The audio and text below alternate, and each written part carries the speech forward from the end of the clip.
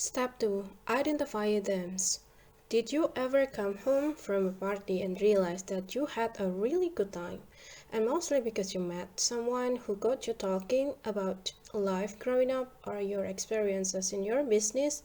And part of the fun that night, besides the joy of hearing yourself talk, may have been that in hearing the stories, your listener developed an idea of who you are, one that you may have found starting.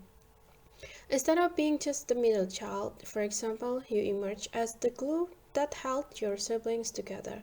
Instead of being only one of many employees, you turn out to be the new hire who walked in the door and started everyone in a fresh direction by saying, "Why do you guys always do it that way?" Reconnecting with your past to discover your why can be fun in the same kind of way. As you plan for your stories and share them, themes will start to emerge insights about yourself or your team that you may never have expressed before as the process unfolds. One or two of those nuggets will seem to shine brighter than all the others, and they will feel bigger, more important. They will shine so brightly that you will point to them and say, "That's me, and that's who I am," or "That is us, that's our theme," and these themes become the foundation of your why statement. Step 3. Draft and refine a why statement. With one or two shiny nuggets in hand, you are ready to take a crack at your why statement. Try to make yours simple and clear, actionable, focused on the effect you will have on others, and expressed in a verbatim language that resonates with you. Eventually, you will put your why statement into this format. To blah blah blah, so that blah blah blah. Yeah, that's all it is. Nor 15 paragraphs, but just one sentence. Of course, simple does not necessarily mean easy. In one sentence, it's harder to hedge or sidestep or hide behind Google Deep Cook, and one sentence is the absolute lowest common denominator. One sentence is usually more honest, and if you can wrestle your why into one sentence, you are much more likely to remember it and to act on it. That we will get into more detail in later chapters, and let's break it down in a little bit now. The first blank represents the contribution you make to the lives of others. The second blank represents the impact of your contribution. So could your why statement be: to finish every project ahead of schedule and under budget so that I can be promoted and earn enough to save college money for my kids. Now, even if you see that as the truth right now, your why statement will go deeper than that. It is everlasting and must be relevant in both your personal and professional life. It is a statement of your value at work as much as it is the reason your friends love you. We don't have a professional why and personal why. We are who we are, wherever we are. Your contribution is not a product or a service. It's the thing around which everything you do, the decision you make, the task you perform, the product you sell, aligns to bring about the impact you envisioned. Let's come at this from another angle by analyzing a real person why statement.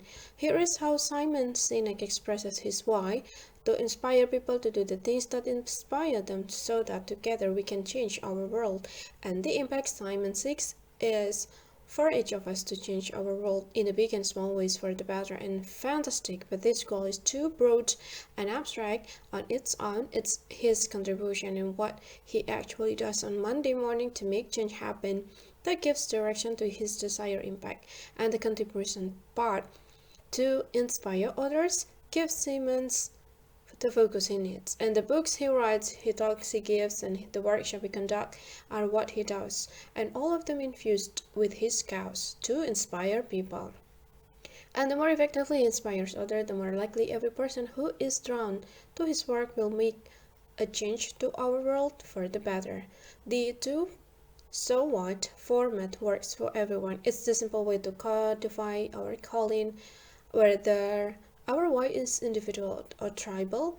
When we work with a clear why in mind, we show up every single day with the feeling that we are part of something bigger than ourselves. and many of us like the Steve, the man of steel. Even if we are living our why, we may find it hard to articulate our contribution and the impact in the specific words. The why discovery process, individual or tribe, is designed to help you put all those gut feelings, all those things that inspire you into words, and for this process you will need a good partner or facilitator, just someone who will push you to think beyond the surface, to go out of your comfort zone and uncover the memories and experiences that are the source of your why, and very likely it's your partner or facilitator rather than you who will be able to look down from the perspective of 50,000 feet and see the gems in your stories. Enough time. How long is enough? Hard to say. And most likely more than 6 minutes and less than 6 hours. We will map out all the necessary detail in the chapters to come, and always ask for now is that you trust the process. It works. Chapter 3: Why Discovery for Individuals. This section is for any individual who wants to learn their personal why. Whether you are an entrepreneur, work at a company, are a student, or a stay-at-home parent, the process is the same. If you want to find a why of a team or a group, head over to the next chapter, which explains the tribe approach. Like most things, the why discovery process is most efficient and effective when you are fully prepared. See the diagram to get an understanding of the process that you will be going through, and next we will walk through these 7 steps one by one. First, find your partner.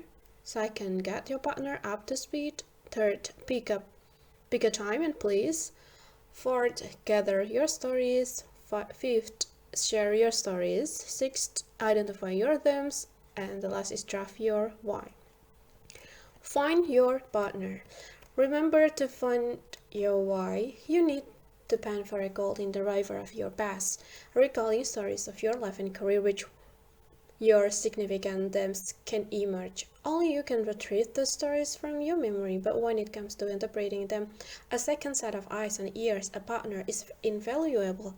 Listening to your stories, your partner can offer a perspective that is nearly impossible to see for yourself, and finding the right partner is an important part of the process. That does not mean you must find a trained psychologist or coach, just someone who genuinely wants to help you find your why. Partner section. Here will teach you them how to do the rest. And the role of the partner will be to take notes as you share your stories and to ask questions that will help you find deeper meaning and significance in them. The partner is there to help identify the golden thread, the recurring themes, and the ideas that are the basis for your why. You don't have to know your partner well, but we recommended that it's someone with whom you feel comfortable sharing personal information and feelings through tough counterintuitive, and we don't recommend selecting a partner who knows you too well. In our experience, spouses, close relatives, and the best friends have a hard time being objective. You don't want someone who may be tempted to either to tell your stories for you and or correct the ones you tell. And the best partner will be hearing your stories for the first time. There will be someone who will listen and take notes as you recall your stories. Again, they are someone who genuinely wants to help you discover your why.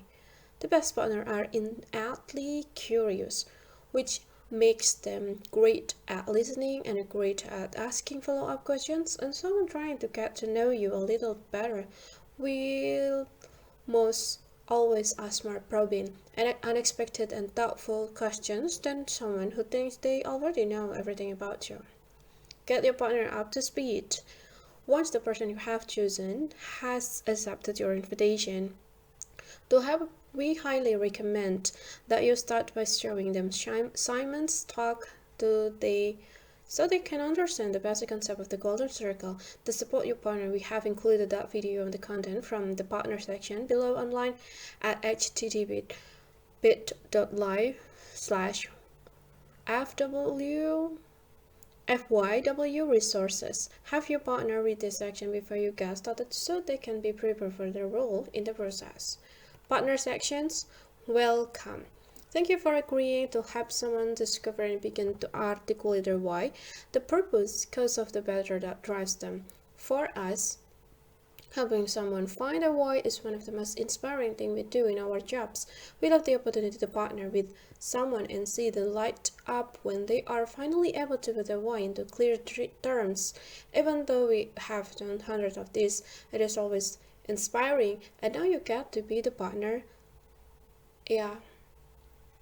So have fun and enjoy the gift you are about to give someone.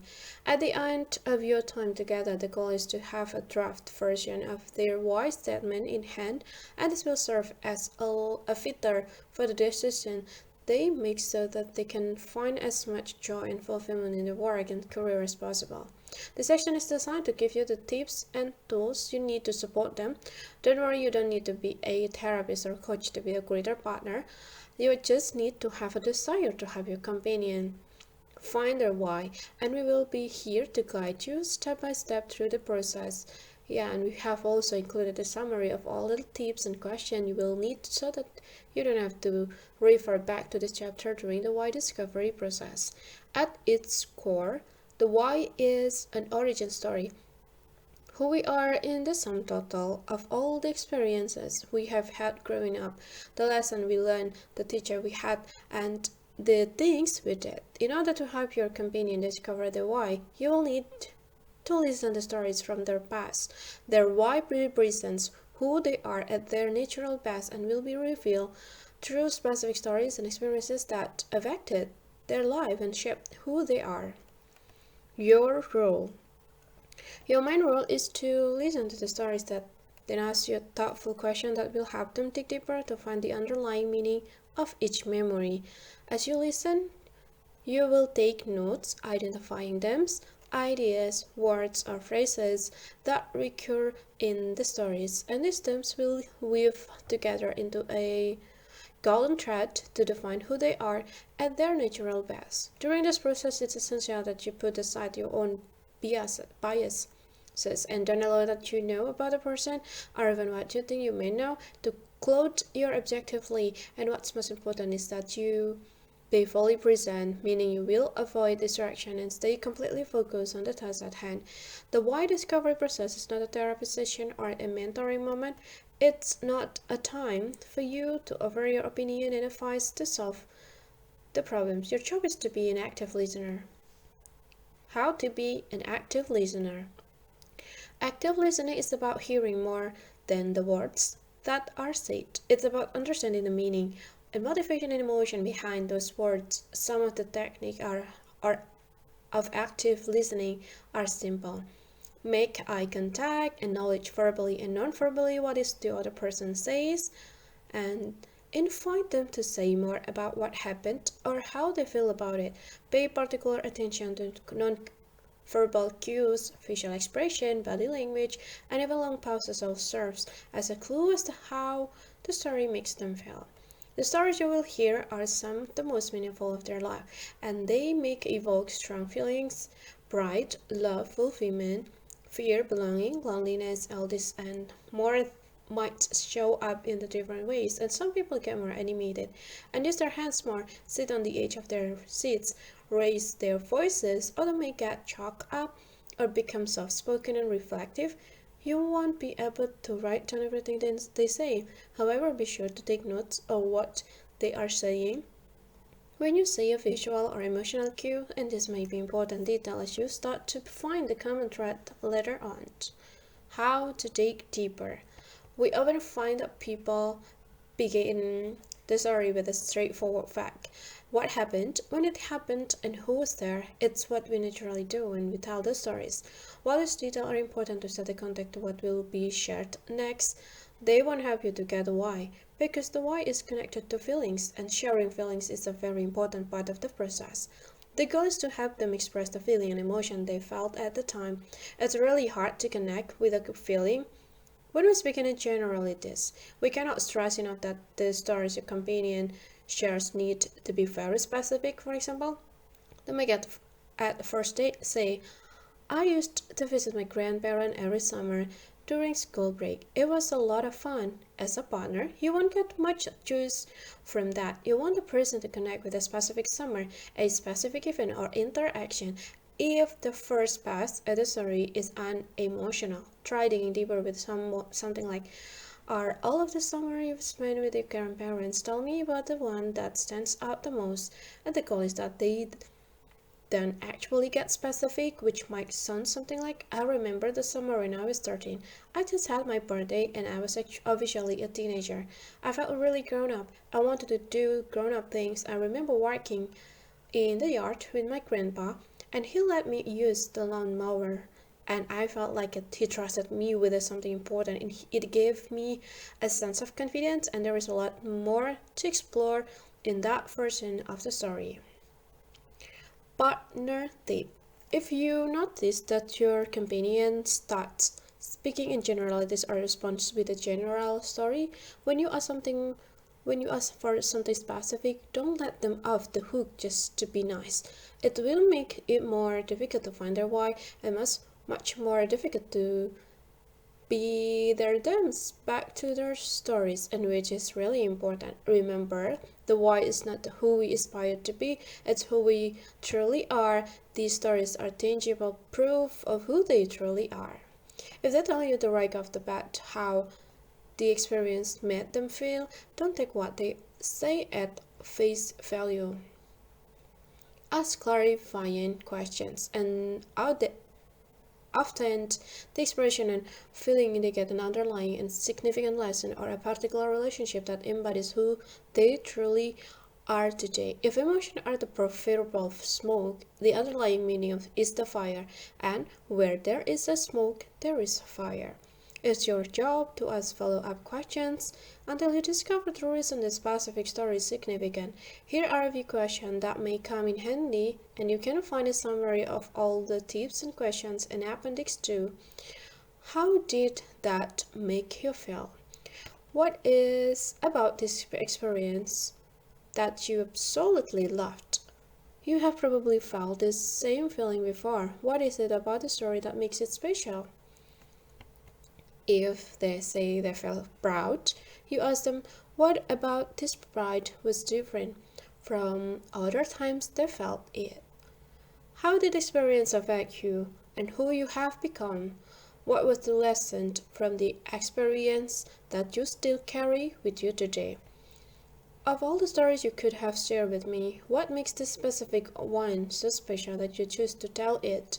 If someone else featured prominently in the story, ask them how that person made a difference in their life or what they love or admire about that person. You will know you are getting somewhere when they begin talking less about what happened and more about how they felt about what happened.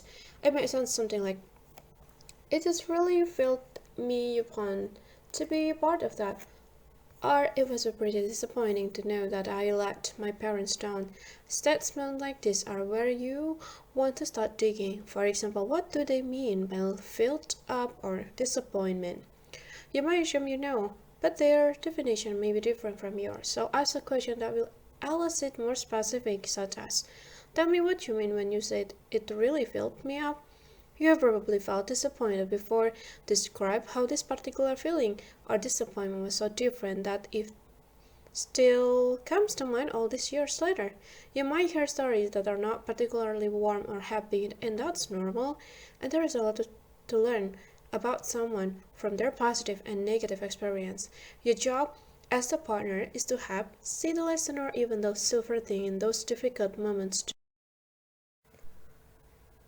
For example, we did a wide discovery with someone who, when asked about a happy experience from her childhood, replied that she had a horrible childhood.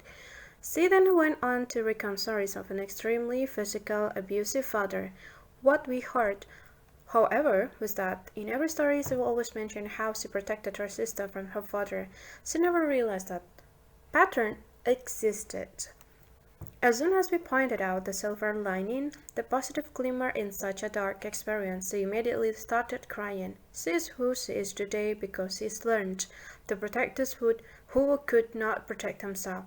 Happy memories and sad memories tell of opportunity and hardship. All offer a chance to learn about who someone is and how they became who they are, all relate to why. And the better you capture the depths of how they felt, the easier it will be to put together the why statement that feels really authentic to them. In addition to recurring themes that you will listen for each story, there are two other main components to look for: contributions and impact. These are the building block of the final why statement and the contribution the person makes to the lives of others and the impact of that contribution over time. We write it in this format: to, so that. The contribution is the first blank and the impact in the second blank. For example, Simon Sinek, the author of The Start of the With Why, expresses his own why in these words: to inspire people to do the things that inspire them to, so that together we can change our world. And Simon's contribution is what he actively does for others, seeking to inspire them. And the impact is what happens when the contribution is made. A lot of people working together to change our world. With that in mind, do what you can to find out what your companion is giving someone else or receiving in each story, the contribution, and what difference it may have made to them or others, the impact. You will begin to see the pattern that will help you understand the contribution and impact of their why, and there is almost always some sort of emotional cue, verbal or non-verbal, when they touch on one or both of these themes. Some tips for asking great questions. Ask open-ended questions. The best questions are those that cannot be answered with a yes or no. They require the person to give more information. Often in our workshops, we hear people ask questions like, "That made you angry, didn't it?" This question is unhelpful for three reasons. It can be answered with yes or no. It assumes you know how the person will respond, and it leads the witness. They may agree with you, though they may have answered differently if left to answer an open-ended question without your help. And remember, this process relies on getting to the heart of who they are, not who you think they are. Instead of leading the witness, try something like, "Help me understand how that made you feel." Avoid questions that start with why. This may sound counterintuitive, since you are doing a why discovery, but there is a problem with questions that start with why. Ironically, they are actually harder to answer. Why does that story matter to you, for example? Trigger the part of our brain that is not responsible for language. It is easier to answer a question that starts with what, for example.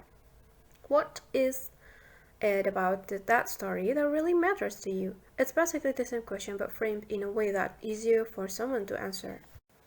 It answers the why questions by allowing the person to talk more specifically about the component of the story that were meaningful, and try both. You will see what we mean in practice.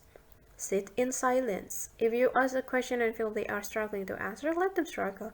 Though your inclination may be to have fill in the silence, and don't resist the temptation to fill the silence with another question or a suggested answer. Instead, just wait. Emotions are difficult to articulate, and it may take the person a little time to formulate the right words. Sometimes silence is the best tool. You have to get them to tell you more. Master it. How to take notes. This is the last section and you are almost done. Surprisingly enough, the format you use to jot down your notes can be really helpful when it comes to time to have your companion tie everything together. You can take notes however you would like, of course, but we have found this format especially useful. Maybe you will too. Draw a vertical line from the top of your notes page to the bottom, and on the left side of the line, jot down the factual detail of the story. College graduation example. On the right side, focus on their feelings, emotion, or interpretation of the meaning of the story. Cared that he made his grandfather proud, and etc. The example. On the right side, you can also write down any words, phrases, verbal or non-verbal cues that come up more than once.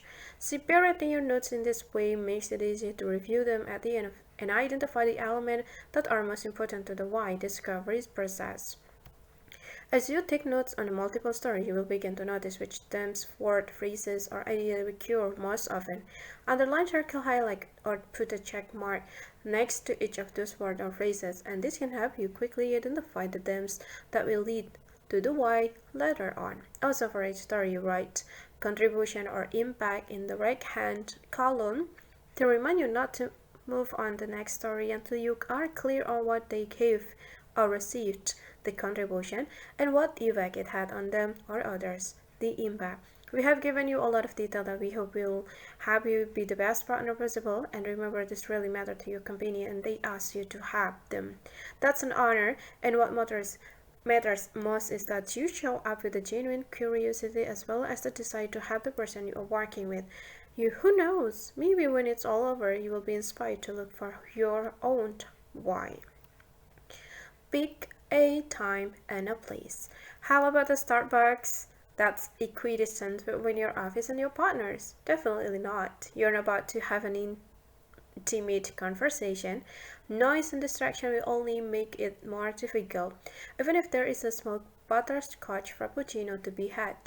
Plus, you will be exposing a lot of personal information. Why do it in a spot where all those people pretending to work on their screenplays can overhear you? Choose a place where you can concentrate and where you feel free to share personal stories out loud. And while a phone call or video conference with your partner can work, we strongly suggest that you meet in person. That way, it is easier for you, partner, to pick up on body language, not just a facial expression, and all the visual cues that are only available when you are in the same room. If you do have to work remotely, settle down in a quiet, distraction-free location and encourage your partner to do the same. And set aside enough time, at least 3 hours, and yes, that's a big commitment, but there is no shortcut to discovering your why. Think of it as working out. The more time you put it into, the more you get out of it, and it's not the kind of thing you can race through. As you learn in chapter 2, there are 3 steps to discovering your why: and tell stories, identify them, draft the why statement. It works best when you complete all 3 steps in one sitting. If you stop after 2 or 3 stories, for example, and try to resume a few days later, you will have to get into the storytelling mode all over again. In fact, we highly recommend that you work through all 3 steps without interruption, except for a few breaks and leg stretches, of course. Identifying them right after telling your stories is much easier than trying to come back to the task later, and similarly, drafting your why statement will be easier when the recurring themes and patterns that emerge from the stories are fresh in your minds. Turn off your phone, remove any distraction, and enjoy the process. Gather your stories. Before meeting with your partner, you need to do a little prep work. Your why is born from your past experiences. It is the sum total of the lesson you learned and the experience you had and the value you adopted while growing up. You are looking for stories that bring to light who you are at your natural best. As you recall stories that fit the bill, jot down notes on each so you can quickly recall them when you sit down with your partner, and here are a few guidelines for gathering the type of story that will lead you to your why.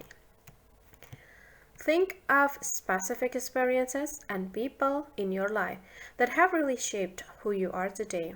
You may choose an event that was obviously important, such as the day you came up with the idea for your company, or at an event that's less obvious, like a defining moment you had with your old boss. If the event meant something to you, helped you become who you are, taught you something, or made you proud, write it down. As you think of the people who have been the most influential in your life, try to recall specific about what they said or did that made such a difference to you. Since your why comes from your past, which is the period from the birth until yesterday, you can draw your story from any time in between those markers. The memories may come from school, homework, or any other area of your life. You may recall times or events that you would gladly revisit, or you may retrieve memories or painful episodes that you would never want to relive. What both kind of experiences have in common is that, good or bad, they help make you who you are. Our struggles are the short-term steps we must take on our way to long-term success. The goal of the story gathering exercise is to end up with at least 5 stories that you consider the most impactful of your life. The more stories you have, the easier it will be for your partner to detect the patterns and themes that will lead to your why. Remember that each story must be about a specific time, place, or moment, and the more specific you are, the more you will feel an emotional connection to that memory. And it's the emotional connection that will lead to your why. Write down your stories as they come to you. As you begin, keep in mind that all roads will eventually lead to why, so don't overthink this process. You balance your stories chronologically or at random. Don't worry about writing down all the details. A simple line or two for each is sufficient. The goal is simply to have a starting point for sharing the stories with your partner. When you share your stories with your partner, you can include all the particulars and explore any additional memories that may pop up. Here are a couple of story gathering methods we have found helpful, and you can use one, both, or neither. Method 1. Peaks and valleys. High school graduation, first job, trip to Tibet, got married, promotion, birth of sons, MBA, acquisition, father's death, last semester, and MSU. Draw a horizontal line across the middle of the piece of paper. Stories you put above the line are those you consider happy memories, moments you would enthusiastically relive, and stories below the line are events that you wouldn't necessarily want to relive, but they impacted your life and shape who you are today. Write a few words to encapsulate each story as you will fill out that chart, and the higher you plot the stories above the line, the more fulfilling and positive they were. The lower you plot the stories below the line, the more challenging or difficult they were. You will probably end up with the stories at the various levels, and when it comes time to choose the stories, you will tell your partner, choose the highest of the heights and the lowest of the lows, and these are the stories that carry the most emotion and therefore the ones that will most clearly lead to your why. You probably won't share all the stories you have noted on the page. In fact, you may share all the stories that you think spontaneously when you are with your partner. It's all good, and this exercise is just a starting point to get the juice flowing. Method 2. The memory prompt. If you have a hard time picking stories out of thin air, this method may be for you. Just read the prompts below and see what memories they spark. Don't worry about writing down all the details. Just write a line or two on a piece of paper to jog your memory when it comes time to share with your partner. Who in your life has helped make you the person you are today? Coach, mentor, teacher, family member? Write on a specific time when they exemplified what you admire most about them. Whether they were interacting with you or with someone else, how did hearing their words or watching their action make you feel? And who else helped shape who you are today? Repeat as many times as you like. Think of a day at work when, as you head at home, you might have said to yourself, I would have done that, or for free. What happened that day to make you say that? Think of your worst day at work, the kind of day you hope never to go through again, and what happened. What is the earliest specific happy childhood memory that comes to your mind? At school, what was an experience you loved?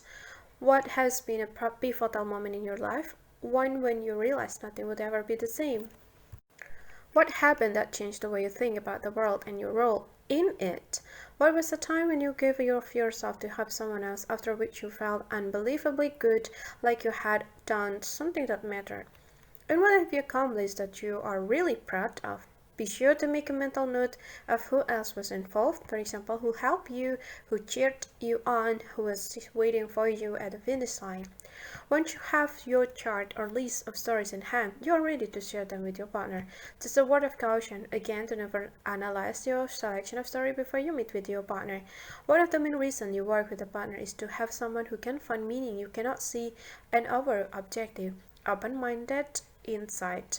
If you come to the storytelling part of your why discovery with a preconceived ideas about how your memories fit together, you risk telling them in a way that proves your theory. Relax and let your partner identify the themes, and you are the storyteller. Your partner is the interpreter. Sharing tip. One little trick that can help the process is to circle the 3 most impactful stories you have and tell those to your partner first. By focusing on the most impactful ones, you will avoid the temptation to tell stories that just seems to tie together. It's the little things that count. David conducted a Why Discover workshop with someone named Todd. The following story told David. It's a kind of third story you might tell. Many people think they have to tell big stories of major events to find their why. What's nice about the example is that although it seems like a relatively small story in the scheme of the things, David was able to use the story to assist with finding the golden thread that helped Todd articulate his why. Prior to this story, Todd shared all the detail about his life, how he went to college on a full basketball scholarship but ended up losing it due to drug and alcohol addiction. He had aspired to make it to the NBA, so this more dent and at his college career had also shattered his dream and his self-identity. He was working at a bar, still battling drug addiction and alcoholism, contemplating suicide at the time the story took place. Todd. I had gotten off work and was driving up a winding road on my way home on one Saturday morning. I passed a little girl selling lemonade outside her house. On any other day, I would have driven past. For some reason, on this day, I had an inexplicable urge to turn around and give her all of my change. I pulled my car up to her lemonade stand and asked how much a cup of lemonade was. 25 cents, she told me. So I said I would take one. She walked back to stand to get me a cup of lemonade, and while she was doing that, I scooped out all the quarter and I had it in a cup holder in my car. They had been building up from all the tips I got at work. I probably had to close the $40 in there, and the girl handed me the cup of lemonade, and I put a fistful of quarter into her little palm, and then another scoop, and then another, and each time I watched her eyes light up, she turned and ran into the house full of excitement. I drove away feeling good as you might expect, but then something happened that I didn't expect. I suddenly became overwhelmed with emotion. I started crying uncontrollably. I was crying so much I had to pull my car over. It was amazing. David? Well, that sounds intense. I'm sure you have done things in the past that make you cry. Of all the stories you could have shared with me, what specifically is it about this one that made you choose to share it? Thought. It was the first time in my life that I felt that I had done something for someone else. It was the first time in my life I had not put myself first. This was a huge wake-up call for me. It lit my soul on fire, and for the first time I felt like a matter. I wanted so much to have others feel like they matter too. I wanted to have others feel they could do and be more. From that moment on, I wanted to share with the world what I had felt. By the end of the why discovery, David found a thread of surface that ran through many of Todd's most significant stories. As he did with the little girl selling lemonade, Todd's why is to ignite people's imaginations about what's possible so that they can find the motivation to do more with their lives. What's so magical about Todd's why is that is exactly what happened to him. His imagination was ignited, and he was motivated to do more with his life. Share your stories. This is where your partner comes in. Your preparation is complete. Now it's time to sit down with your partner and find your why. It can feel uncomfortable to share this much about yourself, but you don't have to abandon your comfort zone entirely. We just want you to push the boundaries a bit. If some stories are just too personal to reveal, don't tell them. But for the ones you do choose to share, know that the more you open up, the easier it will be for your partner to see the significant pattern. Share only the story you feel right about sharing, but when you do share, allow yourself to be vulnerable enough for the process to work. You may surprise yourself with how open you can be as the process unfolds. And specificity is the key to the process. We cannot emphasize this enough. When you made your list or chart of stories, we told you not to worry about the detail, and now it's time to dig in, tell your stories in as much detail as you can. Keep in mind that by details, we don't mean the temperature on a given day or the outfit you were wearing, unless there were particularly significant detail to the story. While this kind of information can provide context, the information we are really interested in goes far beneath the surface. Since the feeling at the heart of your why, it is vital that you connect viscerally to your memories and the emotion you experience at the time. Specific stories will allow you to do this in a way that general statements won't. The following are some examples. General statement. We used to go to my grandparents' house every year for Christmas. It felt so good to be surrounded by a loving family. Specific story.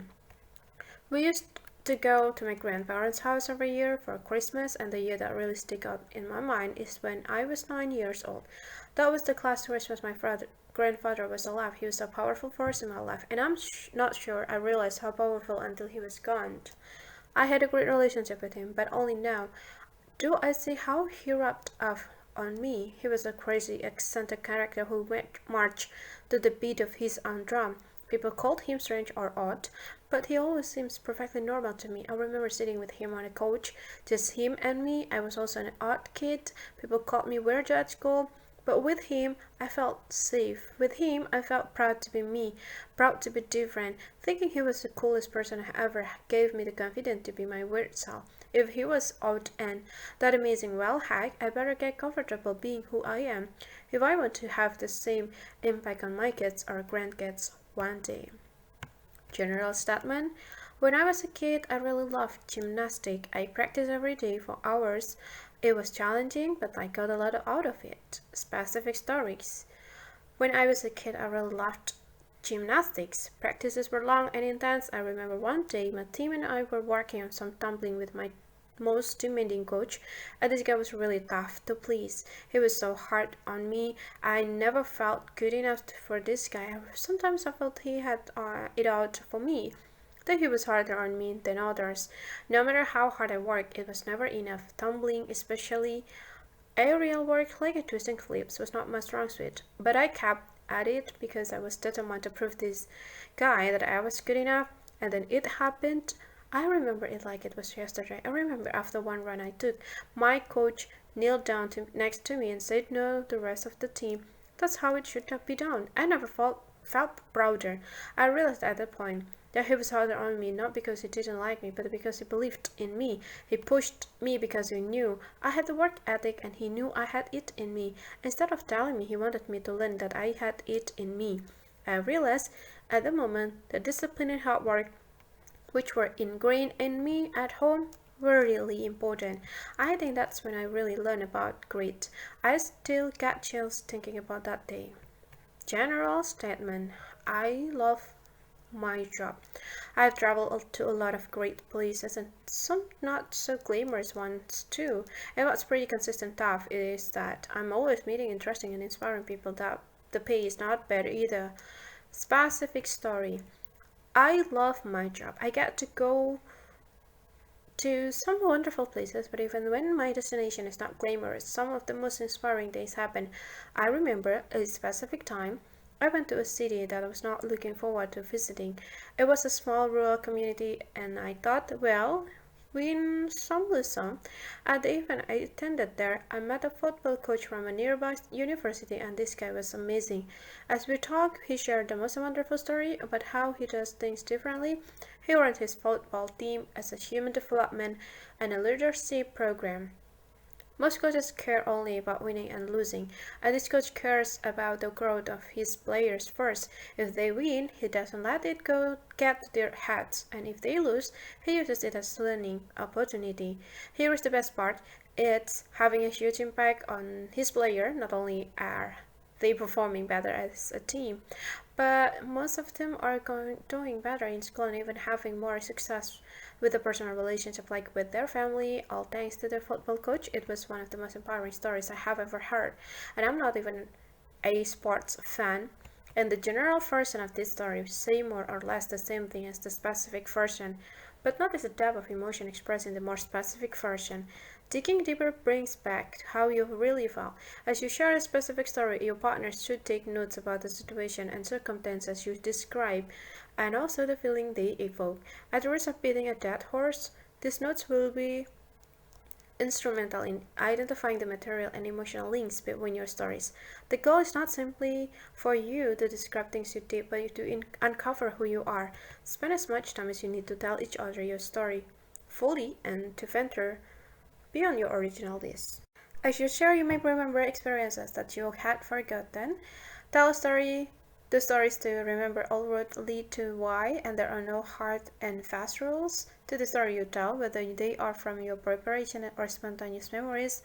And a story of significance can help solidify themes or introduce new elements for consideration. The more stories you can share with your partner, the more data you will be able to cull from find the golden thread, and the clearer the golden thread, the more accurate your why statement will be. Identify your themes. The next step in your why discovery is to identify them, the recurring ideas, words, phrases, and feelings that emerge from your stories. Your partner should take the lead during this part of the process. Remember, your partner has an objectivity that you don't have simply because you are too close to see the patterns.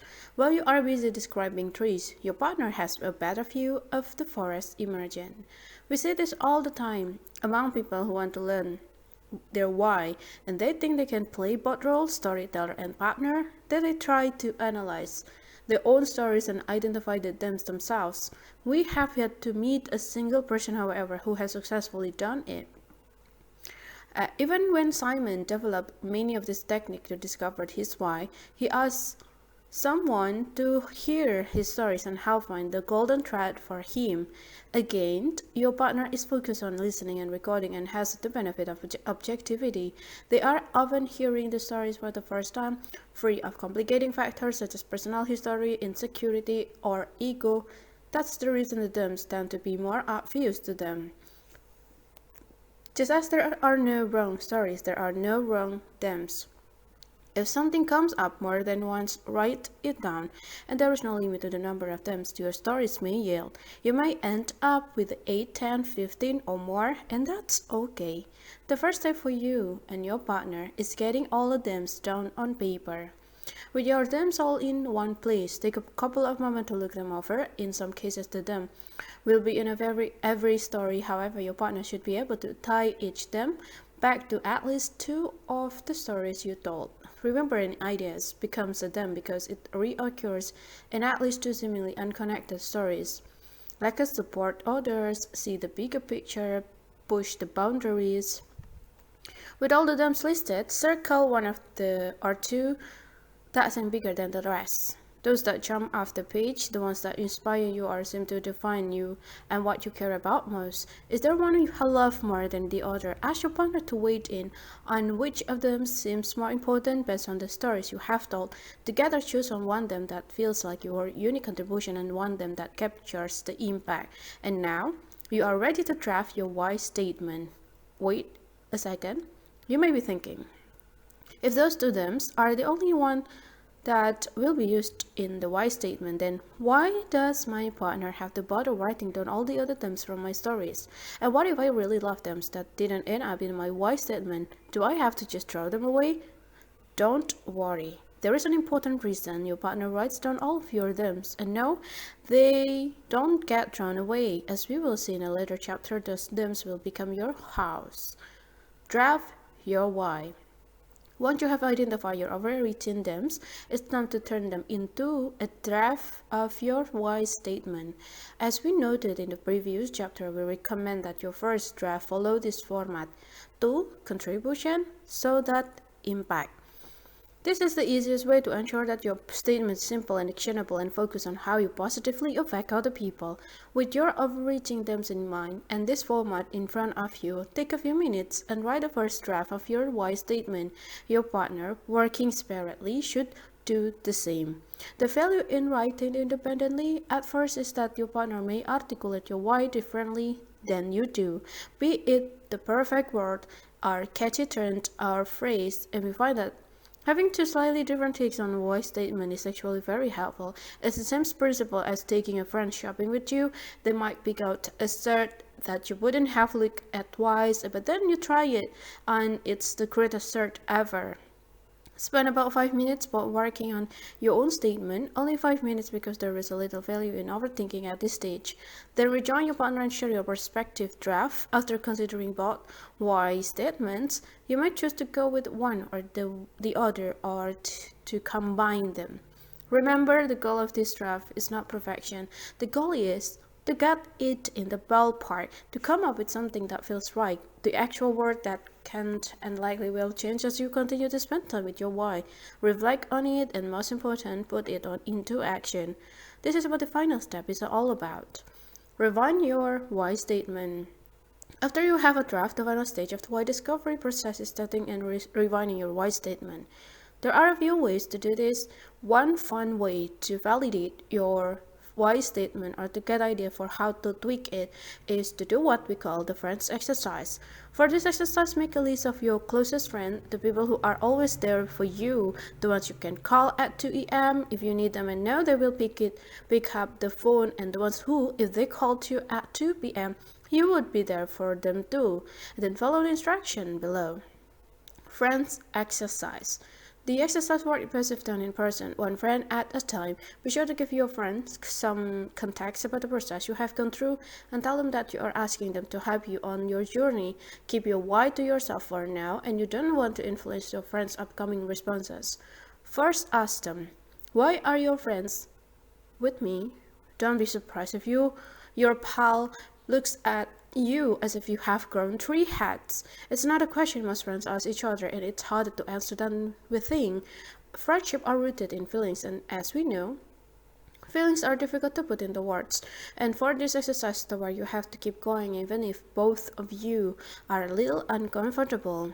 Ironically, asking a question that starts with why does not actually get us to the why. That's because the question's why is an emotional question, and it tends to elicit vague or reactive answers.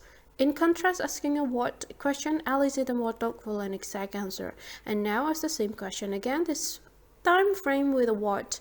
What is it about me that made you choose to be friends with me? This time your buddy may say something like, I don't know, I care about you, I can trust you, we are into the same stuff and we just get along real well. And that's the logical answer. But of course, those are the basic element of almost any friendship.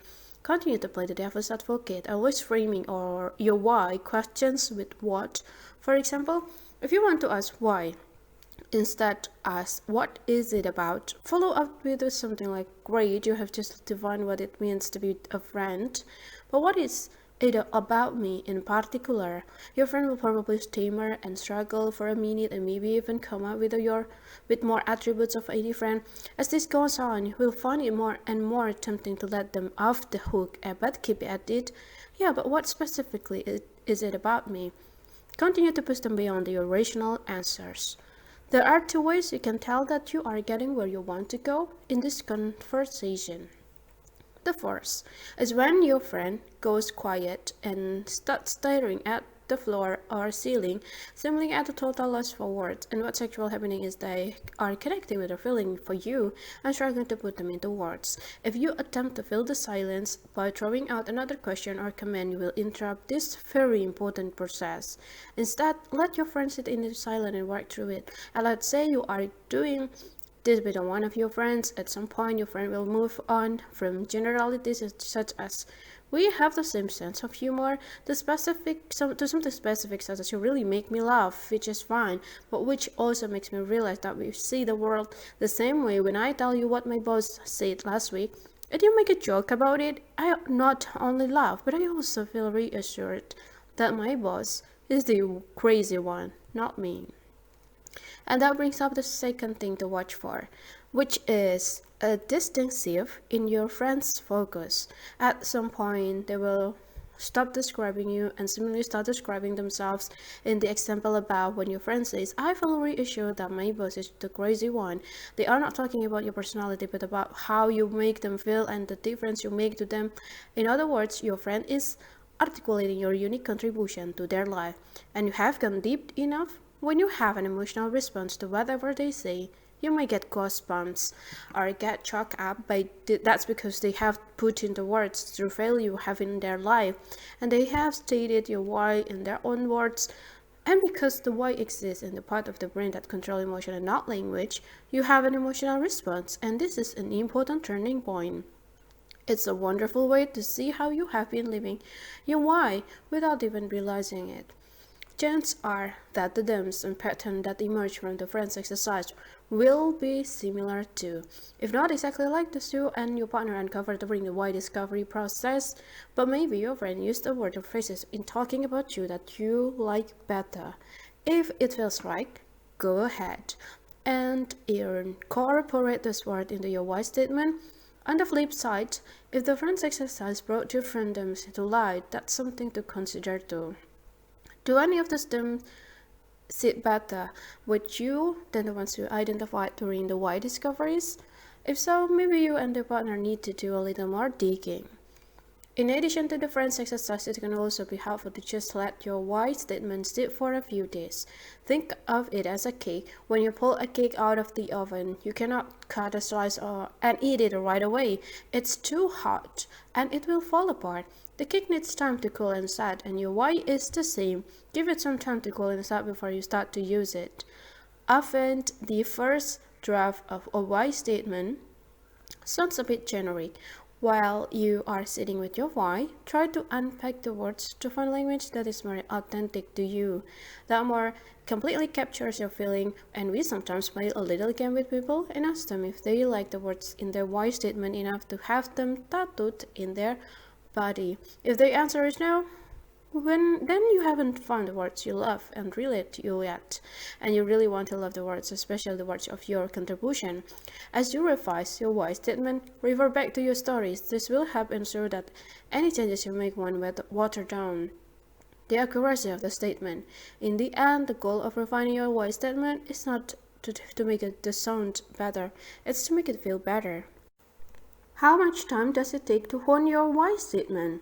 We really cannot say because it's different for everyone. Finding the perfect words for your why could take weeks or months. You may go through one iteration or a dozens. That's proved true. Even the full members of the South will why them. Take David for example. David's why statement used to read, "The purple positive change so that people can live a more fulfilled life." The statement was in the ballpark, but the phrases "fulfilled life" didn't feel exactly right to David. It was too broad, and it seems to him somewhat cliched. So he spent some time digging deeper. He had to answer the question, when I propel positive change, what am I actually doing? And while I am at it, what does a fulfilled life mean? He lived with his why statement and practiced saying it and implementing it, and all the time making little tweaks, until this got to something that felt even more like himself than the previous version. The answer resulted in a revision of his original why statement. The proper people forward so that they can make their mark on the world. What David realized, when he thought more deeply about his word choice, was that for him, the proper people to live in a fulfilled life meant helping them be a little better than they were the day before, so they can have a greater positive impact on others. And that specific definition of fulfillment is spelled out clearly in the second version, and that's why David's current why statement is stronger than the first, because it is more precise and more personal. Refining your why might make it more powerful for you, as it did for David, but it won't make it more valid or actionable. The words don't need to be perfect in order for us to begin to put our statement into practice. A former Secretary of State Colin Powell said, I can make a decision with the 30% of the information. Anything more than 80% is too much. In fact, as you live with your why, it will become easier to find the perfect words because you will be more conscious of your goal and how you are trying to reach it. So take some time to sit with your why statement, but don't sit for too long. The reason to find your why is so that you can act on it. We envision a world where everyone knows their why. Well, we know that reading book is not the only way, or maybe listening to this audiobook, even the ideal way for some to discover their why. As we are dedicated to having a culture circle on every desk, we have created multiple ways to find your why.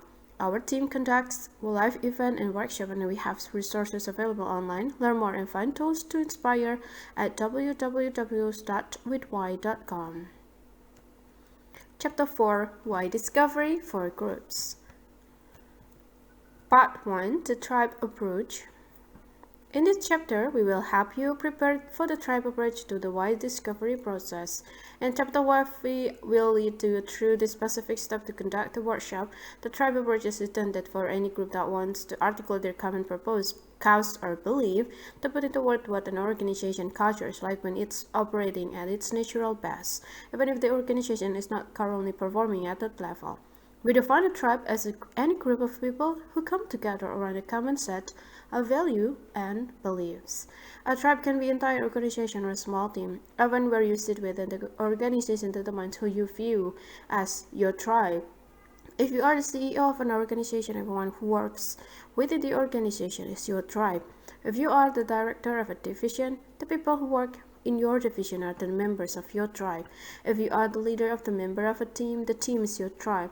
If your organization structure is not so clearly defined really on what feels right, it's possible that a team member may fit into more than one tribe.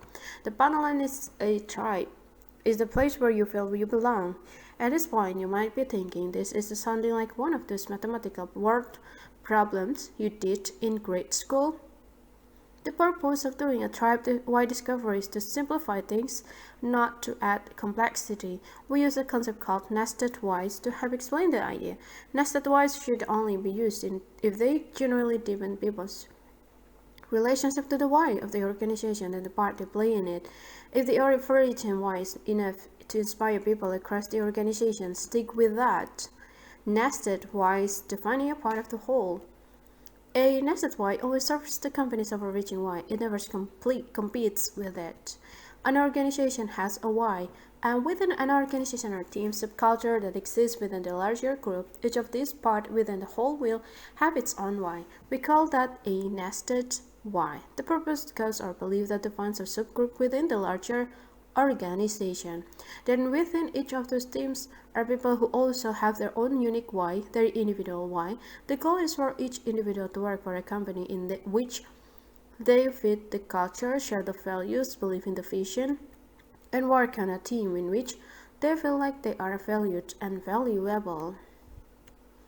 The reason to articulate a nested why is the same reason an organization would want to articulate the big umbrella why, because it gives people a sense of identifying and belonging. It allows teams and groups to identify with the people they work with every day.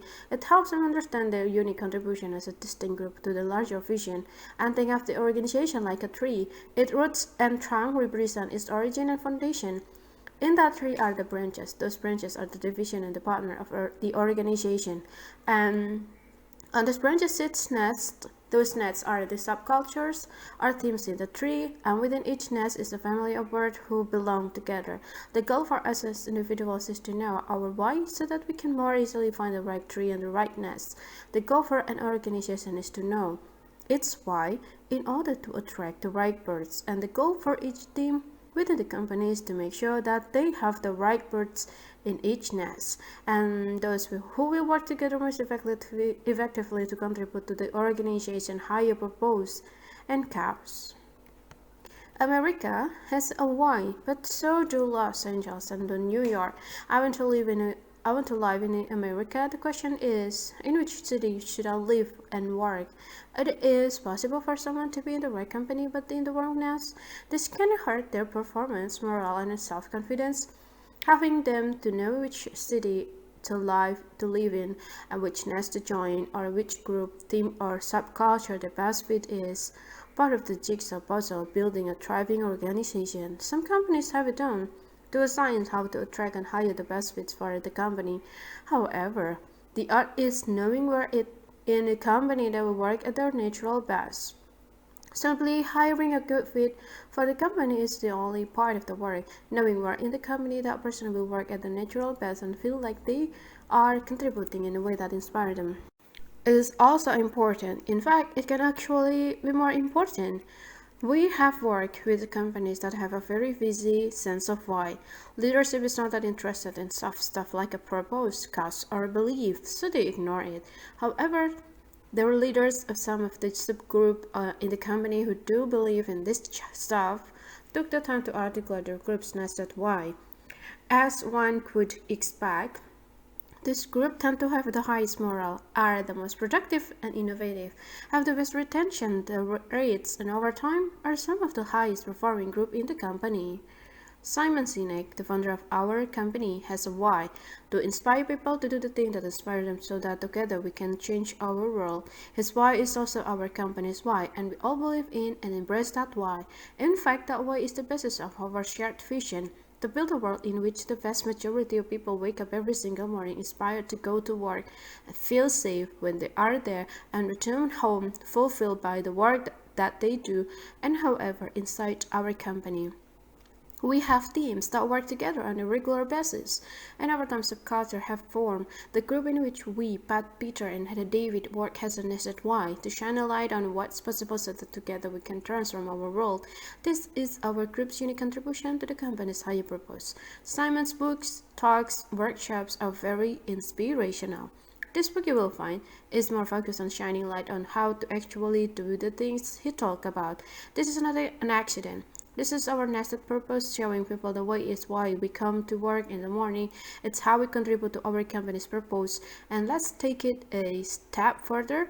Our whole team share the nested why, however, we are also individuals in that nest.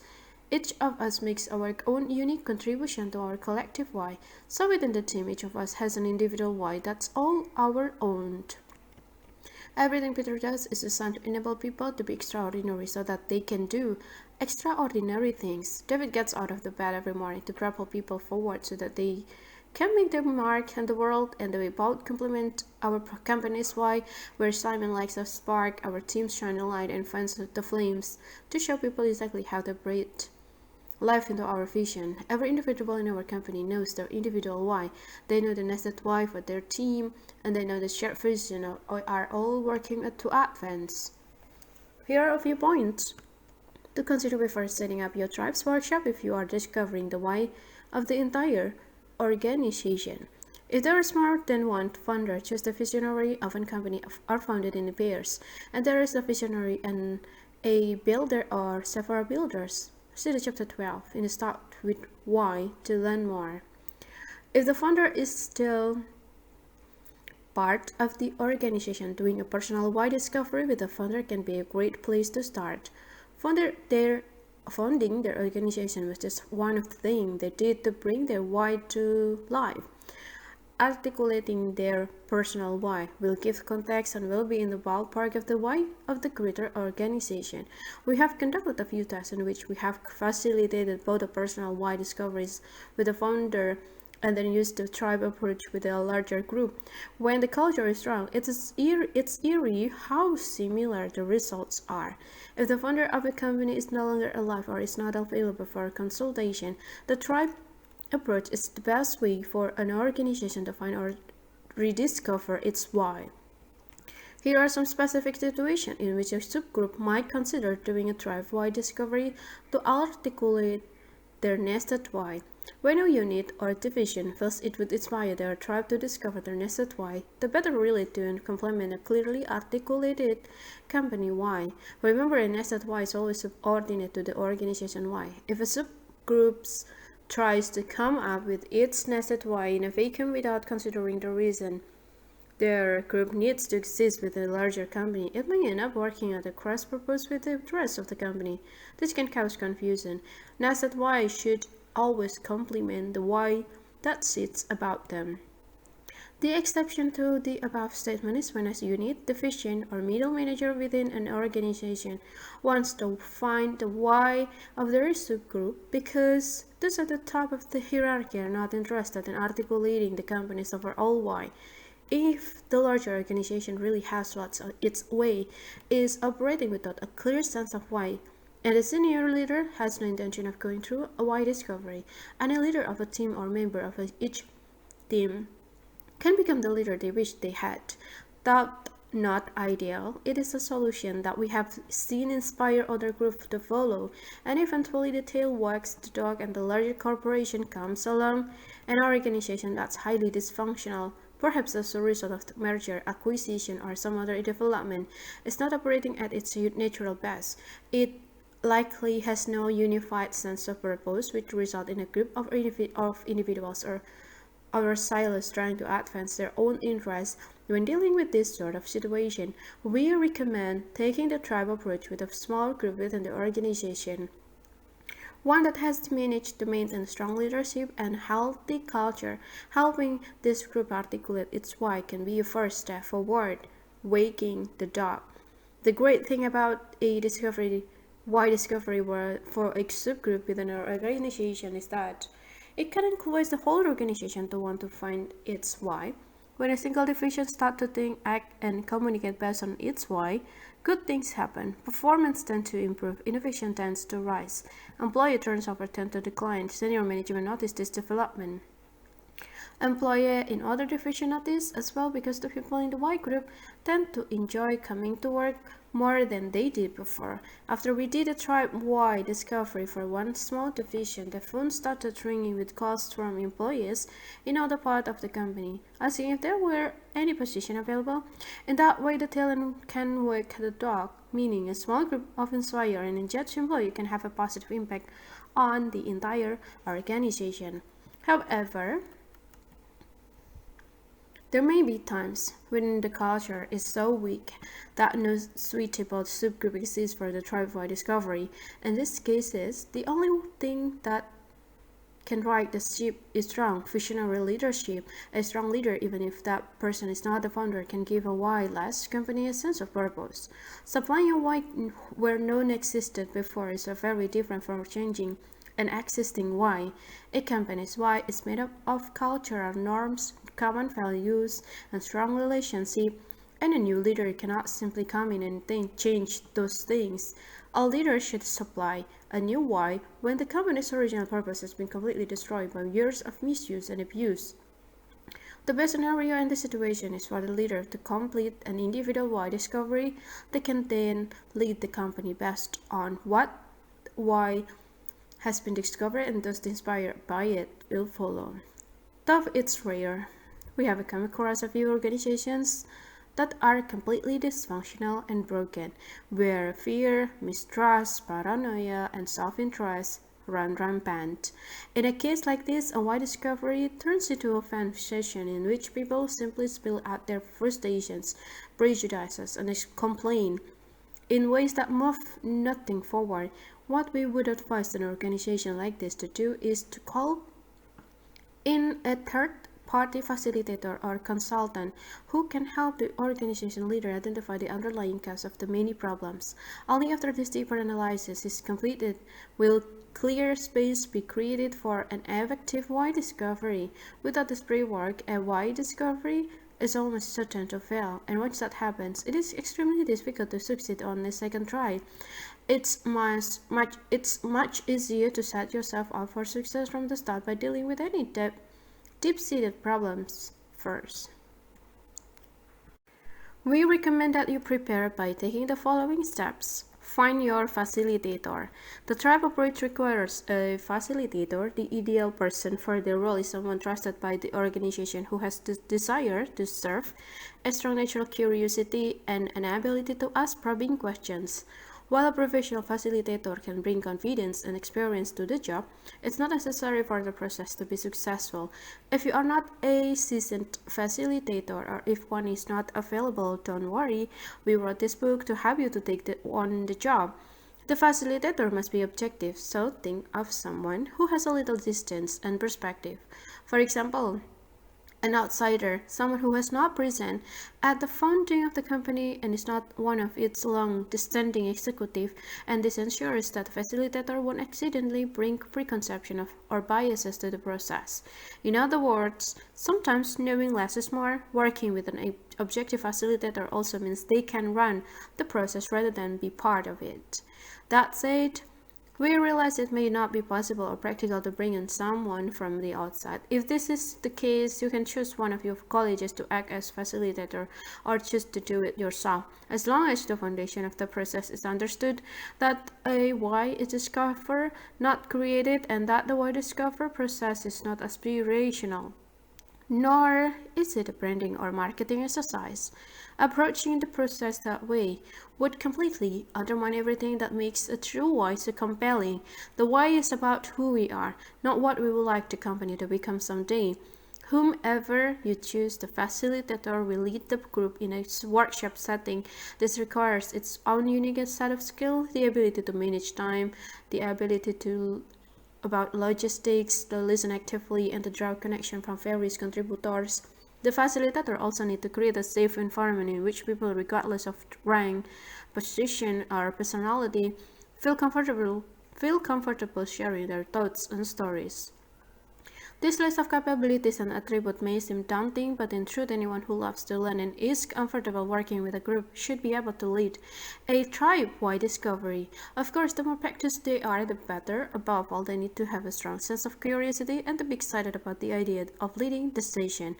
In the end, if you feel comfortable with a person, it's likely they will be able to create the environment that will promote a great wide discovery. Think of it this way. There are lots of equally well qualified doctors out there, but given a choice, we will select one over another. Why? Because we like how the doctor makes us feel. Apply the same thinking when you select your facilitator, and you will be in a good position to move forward. The remainder of the chapter and the entirety of the next chapter addressed to the facilitator of the tribe-wide discovery. Based on what you have read so far, if you feel that you are not the right fit for the role, choose someone who is and ask them to read the next section and the other chapter it references. If you do a plan to fill the facilitator role, keep reading. The rest of the chapter and chapter 5 are for this facilitator to prepare the run the wide discovery process for tribes. Prepare for your session. It's an honor to have been asked to take on the role of facilitating a wide discovery workshop. We recommend a few things to ensure you are fully prepared for the workshop. In addition to reading this chapter, you should also look at 3 which explain individual why. You won't follow the steps in the chapter for the specific workshop, but the more familiar you are with the foundation of the discovery process, the more equipped you will be to lead the tribe through it. If you are willing and time permits, before undertaking the tribe-wide discovery, we suggest you practice by taking a few individuals, colleagues, friends, and acquaintances through the individual process. Before you get to the wide discovery process itself in chapter 5, there are some important tasks that you ask the facilitator or someone assisting you from within the organization need to perform. Invite participants. Schedule enough time, find the right setting, set up the room in advance. Invite participants. The tribe approach requires at least 10 to 15 participants but can accommodate as many as 30. If you go above that number, you need a very experienced facilitator, someone who is skilled at keeping large group on task, otherwise the process can become long, unwieldy, and messy. So if you are new or even newish at facilitating things process, limit your group to a maximum of 30. Why no fewer than 10? It's the job of the participant to generate stories that are a diverse representation of the organization as a whole. Remember, we are attempting to capture a universal statement that, in its nature, will resonate with all members of the organization.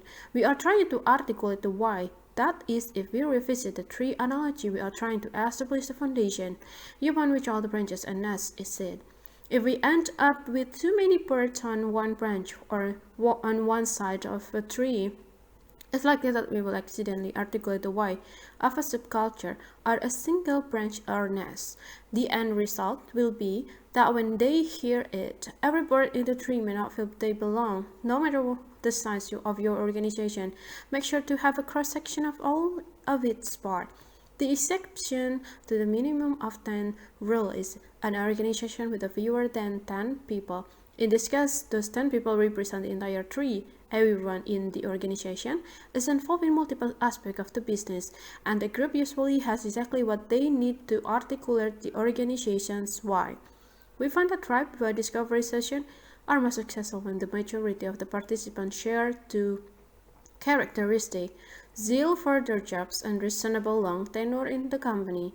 Participants who have worked at the company for a long time will have more stories and experiences to call upon, and if they have been around long enough, they will have seen the company go through the good times and hard times when it was operating at its natural best and when it faced its biggest challenges. Even though they may have fewer stories to share, you may choose to invite a few new employees to participate, hearing the stories, learning some of the folklore, and getting to know their colleagues in a more personal way often catalyze their sense of belonging and boost their pride in the new job. They have a special insight to offer. Since they recently joined the organization, the reason they choose to do so is presumably so fresh in their minds. New teammates can also share objective insight that may be less obvious to someone who has been working at the organization for years.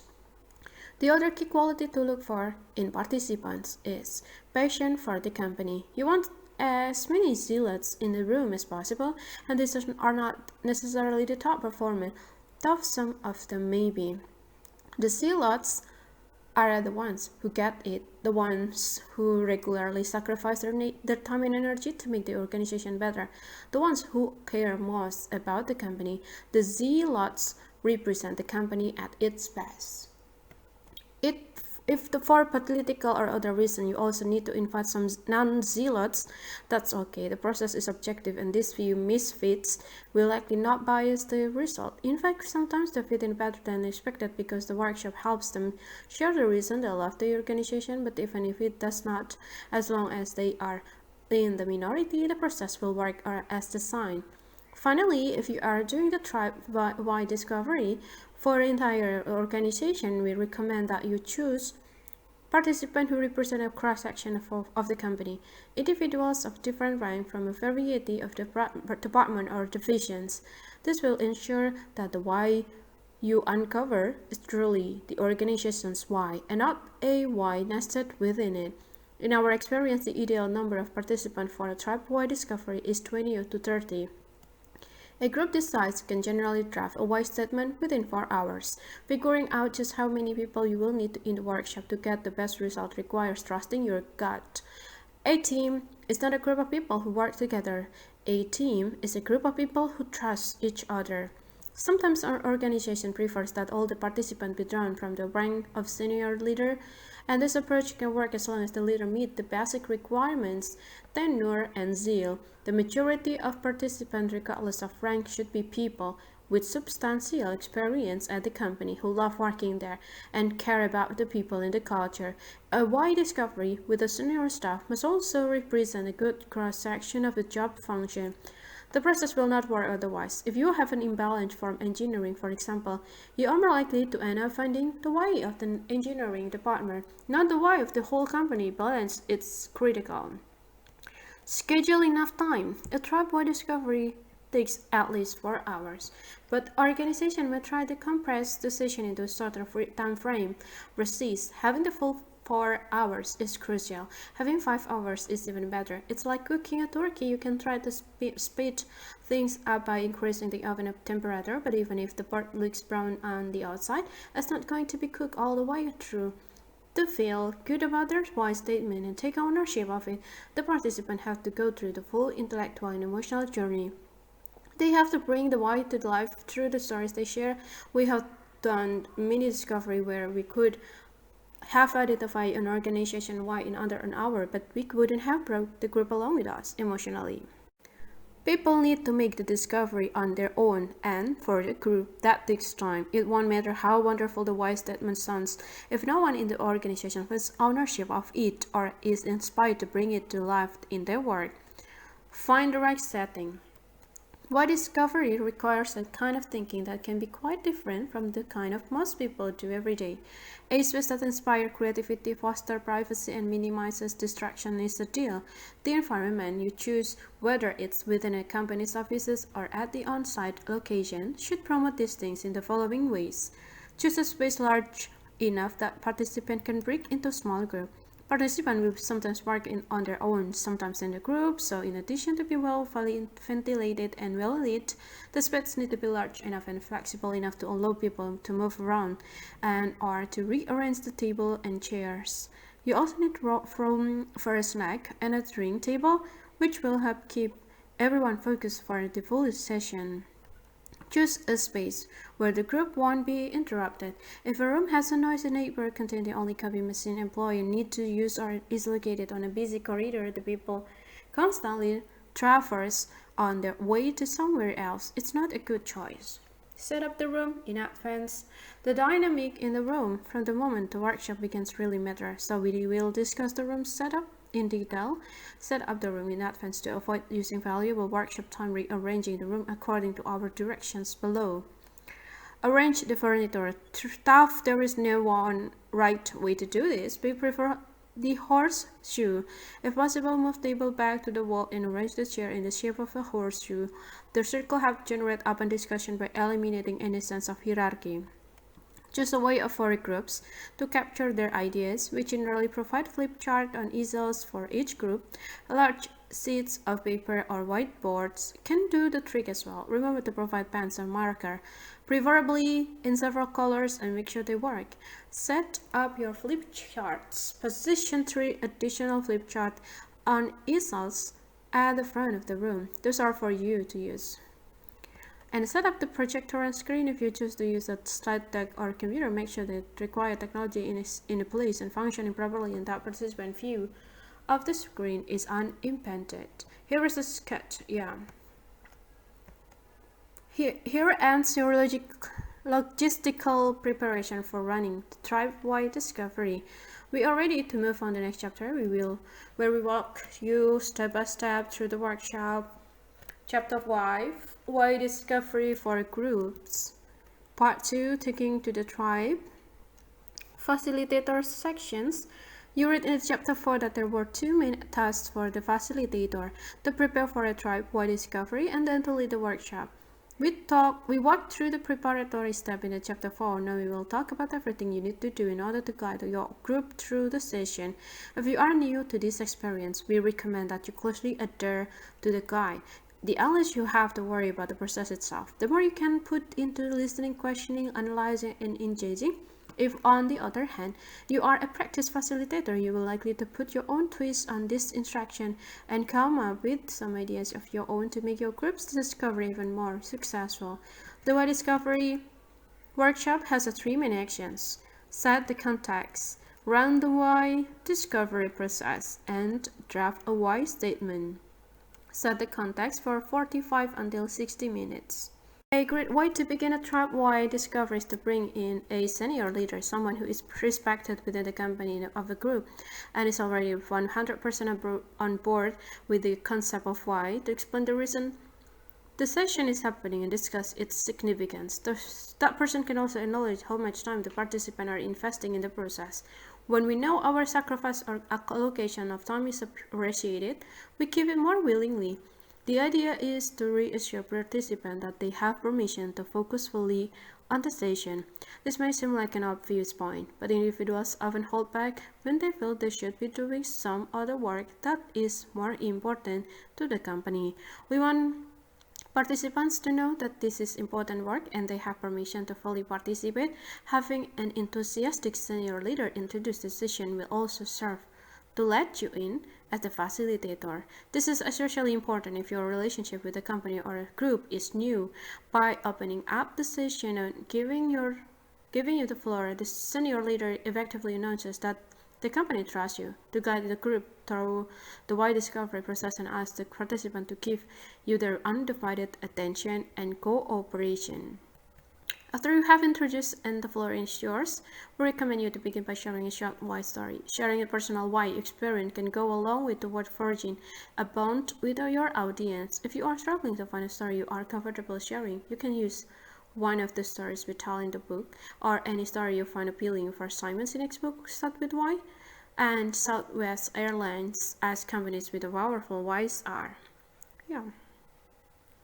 Whatever story you choose to tell, it should illuminate what's possible when a group of people are united in service to a higher purpose. It should also illustrate how a common why can inspire loyalty in a tribe.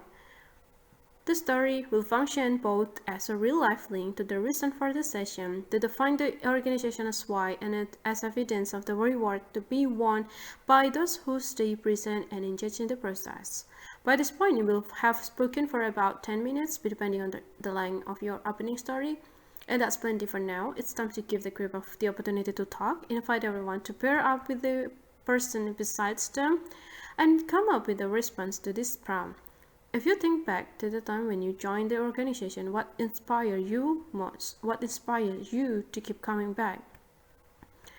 Give the pairs 4 to 6 minutes to share their thoughts with each other. Tell them at the get-go that each person in the pair gets 2 or 3 minutes of speaking time. To ensure that all voices are heard during this time, gently remind the group when the time is halfway up that the idea is for both partners to share. This simple exercise generates good conversation, which is just what you need, what you want, And the primary purpose is for everyone to participate actively rather than sit back and watch the workshop happen around them. And because telling story often prompt emotional responses, this exercise is also a perfect opportunity to prepare the group for what will follow. While there is no need to have everyone present their story to the full group, you might invite one or two people to share the inspiring story that their partner told them. Although the participant probably won't realize it yet, the stories are likely connected to the organization underlying why. And now that the group is engaged, it's time to lay the foundation for the rest of the session by explaining the crucial concept of the golden circle. Why, how, and what. We introduced the golden circle in chapter 1. If as facilitator you have only read the tribe why discovery chapters, you might find it helpful to read chapter 1 now. Or maybe you can read the part 1 of this audiobook. Once you are ready to communicate the golden circle to your group, an easy way to begin is to show them Simon's TED Talk video. Alternatively, you can review the concept with them yourself. Your aim is to make sure everyone understands these golden rule fundamentals. What's our product, service, and job function we perform? How's our values, guiding principle, and action that make us stand out? The why defines what the organization stands for. It is a collective purpose, cause, or belief. It's human nature to go from what's easiest to understand to what's harder to understand. In terms of the golden rule, a golden circle, most of us think, act, and communicate from the outside in what, how, why, and thus with the capacity to inspire to do it differently. They think, act, and communicate from the inside out, why, how, and what. The what corresponds to the neocortex, the newest part of our brain, which is responsible for rational, analytical thought and language. The why corresponds to the limbic brain, which is responsible for our feelings such as trust and loyalty. This part of the brain drives all human behavior and decision making but has no capacity for language. This is how we are hardwired. It's biology, not psychology. People don't buy what you do, they buy why you do it. When a company has a strong why, it inspires trust and loyalty in its customers, clients, employees, and supporters, all of whom will cheer you on in your cause. At some point early in the workshop, before, during, or after you introduce the golden circle and the concept of why, it's entirely possible that you will be challenged by one or more members of the group.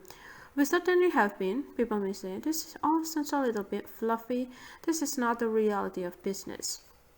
Remember, you are trying to get people to think in a new way, so meet them there they are. Respond as best as you can. We have offered some guidance on how we answer common questions in the frequently asked questions. And the most important thing is that to ask this member of the group to trust the process and keep an open mind. Again, the idea is not to convince someone of the value or validity of having a why. The idea is to create an environment in which they may come to this conclusion themselves and can contribute to finding their group's why. Next, our participant a broad overview of what they should expect from the rest of the day, starting with the general time frame, including breaks. Explain that the remainder of the session will have two main parts, each with its own goal. Story sharing. The goal is to collect specific stories that reveal both the contribution and the organization make to the lives of others and the impact of that contribution over time. Drafting the why statement. The goal is to take the themes that emerge from the participant stories and use them to write the first draft of the tribe's why statement, its purpose, cause, or belief. Emphasize the word draft in the final goal. Let the group know that the aim is to write a why statement that is 75 to 80% complete. This is due to the why coming from our limbic brain.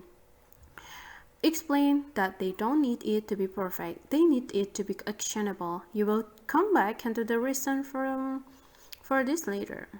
Run the why discovery process. 2 until 2.5 hours. Sharing personal stories and identifying their terms are critical pieces of the why discovery processes for individual and groups alike. In the tribe approach, we achieve this through that we call the tree conversation. The three conversation. An early Apple slogan which proclaims simplicity is the ultimate sophistication. These conversations are simple, but that does not mean they are easy. The tough part is that participants are forced to find language to express how they feel. For a few people, this will be easy enough, but most participants find that having this conversation takes considerable energy. There will likely be times during the process when everything seems messy, when you don't seem to be getting the responses you need or to be moving closer to why. Trust the process. Remember, this exercise is more about the feeling that is generated in the room than the exact words that comes out of the conversation.